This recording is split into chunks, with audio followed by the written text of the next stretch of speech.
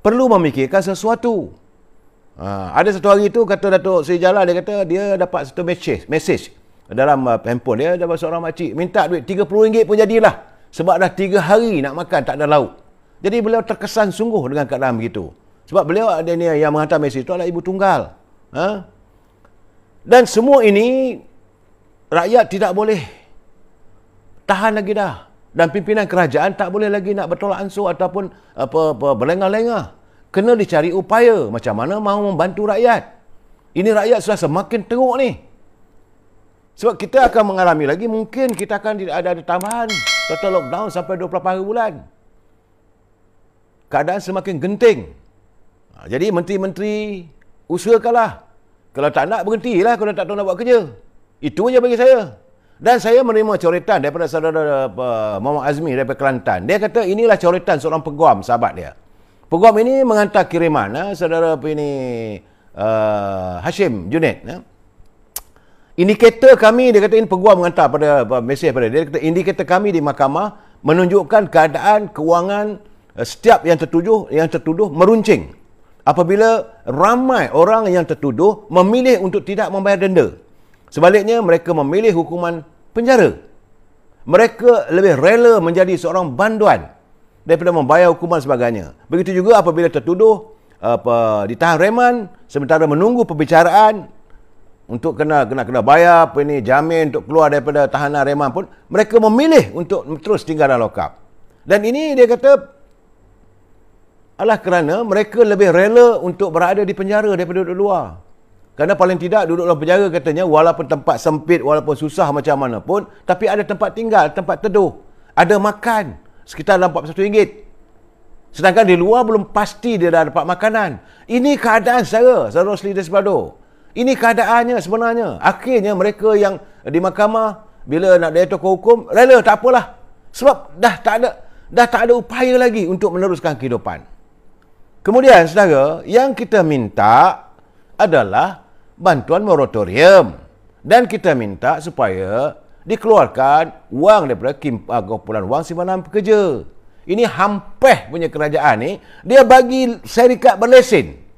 Iaitu di bawah kementerian kerajaan bersetuju membenarkan sektor kredit komuniti atau pinjam wang yang berdaftar di bawah Kementerian Perumahan dan Kerajaan Tempatan. Apa benda ni? Orang nak minta supaya moratorium, tak ada hutang dan tak boleh nak bayar. Kamu kata okey bagi pinjam hutang pula lagi ni. Kerajaan apa benda ni? Yang rakyat minta nak keluar duit daripada kumpulan wang simpanan pekerja. Jadi bagi saya tak faham lah menteri ni. Saya ingat otak dia simpan kat lutut agaknya. Dan sekarang secara penjaja, saya dapat laporan juga. Kenyataan daripada Gabungan Persatuan Penjaja dan Peniaga Malaysia. Dia merayu kepada kerajaan supaya mempertimbangkan segera untuk memberi moratorium automatik selama, ini dia minta setahun. Tanpa kerenah birokrasi. Ya, menurut saudara Presiden Datuk Rosli Sulaiman, dia kata tempoh itu memadai untuk memastikan peniaga dapat bertahan sehingga COVID-19 dapat dilandaikan. Katanya sehingga hari ini belum menerima banyak keluhan daripada peniaga dan penjaja yang semakin tenat dihimpit oleh hutang kelin pinggang akibat tidak boleh berniaga. Sebab nak berniaga macam mana? Kedai tutup. Ini keadaan saya. Saudara Rosli khawatir para peniaga domestik tidak akan dapat bertahan lebih lama dalam keadaan pandemik 19 ini yang masih belum nampak redanya.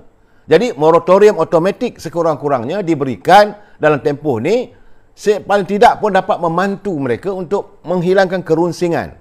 Peniaga bukan saja berhutang dengan bank, tapi ada juga tanggungan lain, ada pula pinjaman daripada alung dan sebagainya. Peniaga sekarang, kata Saudara Rosli, sangat tenat.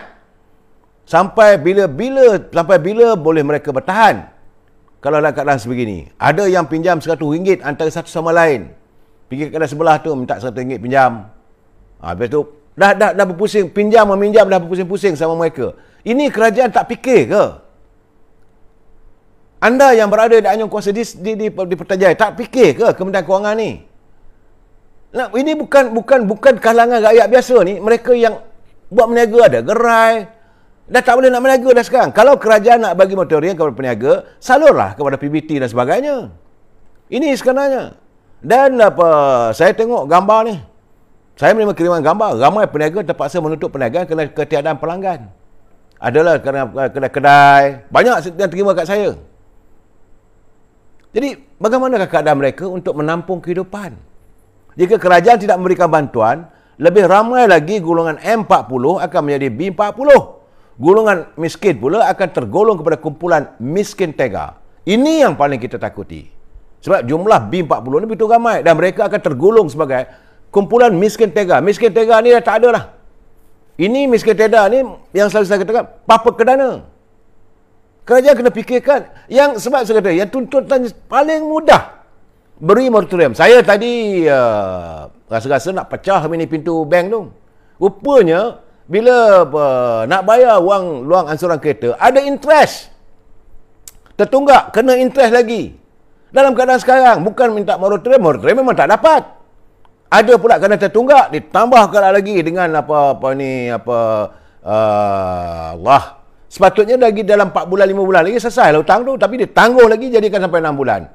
Ini saya kata haram jadah punya bank ni, saya kata. Bank tu bank Islam. Itu saya marah ni sebenarnya. Tapi nak buat macam mana, sebab bukan atas nama saya atau rumah. Keadaan sekarang ini keadaan saudara. Bank memang betul perangai Yahudi, memang tak ada hati. Mereka hantar notis, hantar orang nak tarik kereta, hantar ganggu rumah kita, terjerit-jerit di luar, malu kita dengan jiran. Memanglah keadaan sekarang nasib baiklah jiran-jiran pun faham dalam keadaan sekarang. Tapi apakah ini tidak mereka? Jadi saya tak tahulah. Saya tengok pula kenyataan daripada Datuk Amir Ali Maidin. Dia kata kedai dia sendiri, supermarket Maidin yang ada terdapat di seluruh negara juga sedang mengalami kemerosotan yang begitu ketara. Dia kata begitu juga peruncit-peruncit yang belum dapat. Sebab ada memanglah laporan daripada mereka yang pergi membeli belah di supermarket Maidin ni, kebanyakan mereka beli banyak untuk dijual, ambil untung sikit-sikit. Pun 95% terjejas. Apa nak hidup macam ni? Nak hidup macam mana? Sebab itu selaku pengarah usaha Maidin Holding, dia kata jualan pasar rayanya merekodkan penyusutan sebanyak 25% sejak PKP. Itu di supermarket dia. Penyusutan sebanyak 15% disebabkan Maidin tak boleh menjual barang-barang bukan keperluan. Dan bakinya kerana had pergerakan 10 km. Itu baru kes di Maidin. Dia kata, saya maklumkan perniagaan di pusat-pusat beli belah juga menjunam sebanyak 95%. Baki 5.0% pun disebabkan masih ada kedai yang boleh membeli melalui dalam talian. Itu pun kena tipu juga, ya, Saudara Mak Azmi. More to face all this thing. Peniaga terkesan teruk. Betul, saya setuju. Peter So. Ini saya dapat laporan saudara, memang bagi saya. Sebab dan ini tadi saya dapat pula satu lagi, ini lagi satu kes lagi. Kiriman daripada Wan Izwan. Di antara dia kata ramai rakyat kena kencing. Itu bahasanya memang dah marah, dah tak boleh tahan dah. Dah tak tahan dah dia. Sebab dia kata menteri ada ramai rakyat kena kencing oleh PM dan Menteri Kewangan pasal bantuan tambahan. Ini dijanjikan awal bulan masuk wang. Ya, awal bulan Jun ni masuk. Jadi mereka mengatakan awal bulan Jun, tapi hari ini dah 24 Jun. Pergi ke Bank Simpanan Nasional, tak masuk-masuk lagi. Sebab dia kata, kenapalah Menteri Kewangan tidak bagi tarikh yang betul untuk rakyat. Bagi tahu awal bulan. Berapa hari bulan? Tak sebut. Jadi mereka datang dari jauh, bukan dekat. Menggunakan tambang. Walaupun bas yang berhenti-berhenti ke, ataupun teksi ke, ataupun naik motor ke, naik kereta ke, semua ni menggunakan wang. Alah, lebih berarti wang itu mereka berbelanja untuk beli makanan. Ini keadaan sekarang ni, saudara, apa nak jadi ni? Mereka pergi ke Bank Simpanan BSN, tak ada. Katanya wang tak masuk. Ini dia kata paling zalim, dia kata kuat kencing. So, dia kata, itulah dia kata, raja-raja minta sidang parlimen dibuka, tapi apa dia diwujudkan adalah dibuka syarikat kredit komuniti. Saudara Khalid Ahmad. Ini saya nak saudara Khalid Ahmad, ini di Kedah. Hantar kiriman pada saya. Dia kata, dia cukup kecewa. Kerana rakyat pergi ke pejabat Lembaga Hasil Dalam Negeri di Cawangan, Sungai Petani. Dia pergi. Ramai rakyat pergi beratur untuk berurusan berhubung dengan mendapatkan bantuan perhatian rakyat. Sebab itu saya katakan awal-awal 2 hari pun saya dah bercakap. Cara mereka mengatur urus pemberian bantuan ini tidak tersasar. mesti nak pakai, mana orang kampung ada internet, mana orang kampung ada komputer. Inilah masalahnya. Menteri-menteri ni ingat adalah semua di Kuala Lumpur je. Dia lupa macam di Kedah tu. Jadi mereka terpaksa datang pergi ke lembaga hasil dalam negeri di cawangan Sungai Petani untuk mendapat bantuan perhatian rakyat. Dia kata amat menyedihkan. Ini kiriman saudara Khalid Ahmad. Amat menyedihkan dia kata. Bila mereka sekadar dilayan di pintu pagar saja. Seolah-olah tak layak nak masuk ke dalam bangunan pejabat. What type of people you are? Udahlah berdarit, berpanas-panas, layan di pintu pagar pun tak dapat. Jadi dia kata, ina sangat ke kami ni rakyat ni? Sehingga kami datang dari desa. Dan diperlakukan sedemikian. Saya bila baca catatan begitu, tersentuh hati saya. Cara pimpinan melayan rakyat yang sebegitu. Jadi sebab itu berkali-kali dulu saya dah cakap.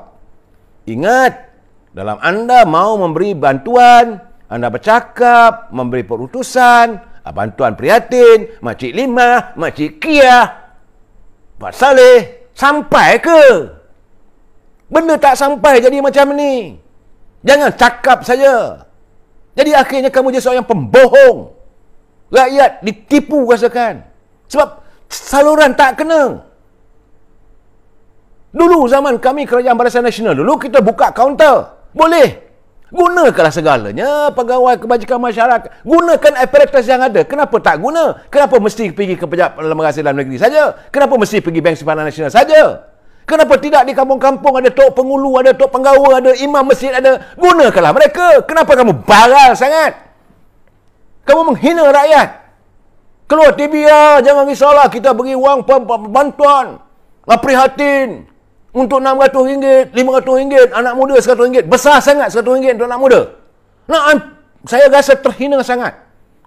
Betul, saya sebagai rakyat biasa terhina bila berlaku begitu. Teman-teman saya memang tak dapat apa pun. Sejak PKP1 lagi tak dapat apa pun. Umur dah 65 tahun. 1 sen tak dapat. Tapi bukan kerana saya mentingkan diri saya. Tidak. Tapi ada keluarga saya yang tak dapat. Dan saya bertambah marah kalau orang dari kampung, jauh terpencil, pergi dengan penuh pengharapan, hanya dilayan di luar pagar. Kenapa tidak diwujudkan sistem yang sebaik mungkin? Bukan tak cukup duit, ada kaki tangan kerajaan. Agih-agih kan okeylah, kerja dari rumah pun tak apalah. Tapi semua data ada. Kad pengenalan ada. Lengkap. Kalau nak 1000 daya, tak nak 1000 dalih. Kamu rasa kamu besar, kamu tunggulah kifarat daripada Allah SWT. Apabila kamu memperlakukan rakyat sebegini, kamu tunggulah. Ini bukan, jangan main-main saudara. Sebab yang memimpin yang ada di Putrajaya itu semua Islam. Kecuali 2-3 orang aja. 2 daripada MCA, 1 daripada MIC. Itu bukan Islam lah. Dan beberapa orang daripada Sarawak. Yang lain itu Islam. Marah betul, saya geram lah. Saya geram. Saya tak boleh terima benda-benda ini. Kalau saya melihat rakyat diperhina, diperlakukan oleh mereka, saya memang marah. Kalau ia santun rakyat dengan baik, saya akan puji. Sebab ini kita pembayar cukai, kita rakyat. Ini betul-betul bercakap sana, cakap gagah. Ekonomi kita mantap. Ekonomi kita berada di landasan yang betul. Ekonomi kita meningkat dengan baik. Laporan daripada ni, laporan kepada bapak kamu. Kalau rakyat nak dapat duit pun tak ada. Geram betul saya. Saya marah betul-betul. Saya bila tamat dengar orang yang bunuh diri, sanggup terjun, dah tak ada lagi.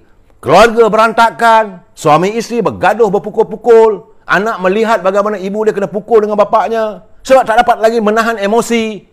Keluarga jadi hancur berkecai. Kita nak menyantuni keluarga yang harmonis.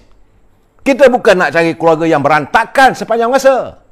Apakah kamu tak tangani? Kamu buat apa kat pejabat tu?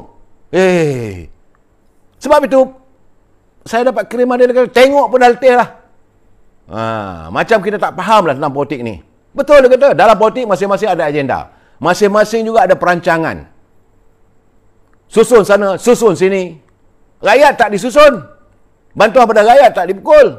Sebab itu saya kata, lala kali politik ni sebenarnya ni semakin mengarut. Saya sekarang ni nak marah pada politik UMNO sebab melibatkan menteri-menteri UMNO. Orang lain jangan campur lah. Sebab tu saya kata politik UMNO ni semakin mengarut.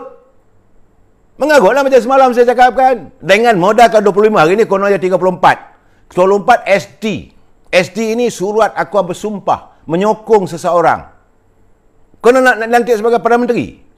Kena buat gila. Kerajaan dah 220 kursi dengan 24, 30. Modal apa? Modal ciput, jangan berniaga lah. Jangan nak berniaga politik dengan SD yang begitu saja. Kita ada merancang, orang lain pun merancang juga. Teruskan usaha. Anda menteri, buat kerja menteri je lah. Masuk dalam kabinet, fikirkan soal rakyat. Ini tidak. Memikirkan soal jawatan. Aku nak jadi menteri itu, aku nak jadi ini, aku nak jadi itu. Engkau fikir terbolok engkau orang aja ke? Habis rakyat tak ada terbolok, rakyat tak ada perut. Ini kadang sekarang saya betul-betul marah, semarah-marah saya. Jadi kalau semua duk bercakap apa pasal SD, nak jadi menteri, bawa aku bersumpah. Kalau gitu besok nak lantik Penghulu, bawa SD. Orang kampung, setuju saya jadi Penghulu. Bawa PSD, pergi jumpa wakil rakyat. Atau jumpa Tuan DO. Nak lantik kami apa untuk sidang, pakai SD. Ingat negara kita negara SD.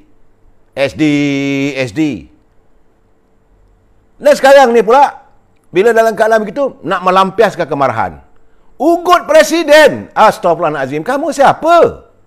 Saya dengar, saya dapat laporan. Presiden kena letak jawatan. Kerana tidak mendapat kepercayaan daripada ahli UMNO. Lebih-lebih lagi, ahli UMNO Sabah tidak percaya kepada Presiden UMNO. Tiba-tiba bermukta kita tak ada.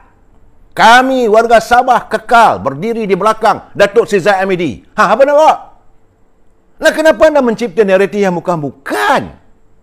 Saya dah cakap semalam, mereka sekarang ni dalam kepanasan takut tak dapat dicalonkan sebagai calon. Saya ingat nak pergi serang ke pejabat presiden. Hari ni nak cakap, you do it or not? Saya kata, cukup-cukuplah orang macam ni, buang aja, pecat saja. Saya nak bagi tahu saudara, malam tadi saja punya live, saya dapat kiriman daripada teman-teman kita yang bersama dengan saya. Saya nak serah dekat presiden.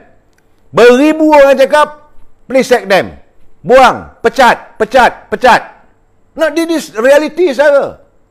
Jangan nak tunjuk bahawa kamu hebat. Kamu tak pada jawatan pun nak. Saya geram betul. Ciptalah naratif itu, naratif ini. Dan mereka tak tahu kehidupan macam mana presiden bergelut nak bertempur dengan musuh-musuh UMNO ni. Saya tak tahu mereka sedang berusaha lagi nak mengharamkan UMNO. Perbicaraan akan berlaku bulan depan. Bulan Disember. Masih lagi ada lagi kes. Jadi sekarang ni semua lampiah pada presiden. Dan sedap aja buat SD, buat S2. Ini keadaannya. Sebab itu saya kata semasa dulu, semasa kerajaan Pakatan Harapan dulu, elok pun kita warga UMNO ni. Tak bercempera, tak bergaduh. Kukuh tekad perjuangan, kita akan merampas Putrajaya dengan pintu depan. Hebat. Baru sikit aja dapat jawatan. Itu pun menempel. You are not the full minister with full power. Orang kata bukan di Anjung tu, di baru-baru di ujung-ujung. Rumah-rumah selang aja ataupun bawah rumah aja. Orang lain yang berada di Anjung yang memegang kuasa. Pun kamu dah tunjuk rasa selagak. Kamu dah tak pandang rumah UMNO. Ini keadaannya. Bagi saya, sebab tu saya minta Presiden UMNO dah mengarut dah diorang ni, pecat aja. Pecat tak habis-habis lagi. Hari ni masih lagi. Semalam 25, hari ni nak 34. Masih ada lagi. Macam-macam lah. Jadi dia orang ni yang berada sebagai pemimpin UMNO ni, anda ni untuk apa ni sebenarnya? Anda berada di tingkat 38 tu sebagai majlis tertinggi, sebagai menteri, sebagai wakil rakyat. Anda buat apa sebenarnya? Engkau orang nak apa sebenarnya? You all ingat ahli UMNO peringkat akar umbi ni bangang. You ingat ahli akar umbi ni di bawah ni tak boleh berkira, tak boleh tahu apa anda. Jangan lupa 3.7 juta ahli UMNO. Kau orang 40-50 orang saja. You are nowhere lah nak compare education yang ada di bawah. Ada yang profesor apa ada. Bukan profesor kangkung lah. Ada yang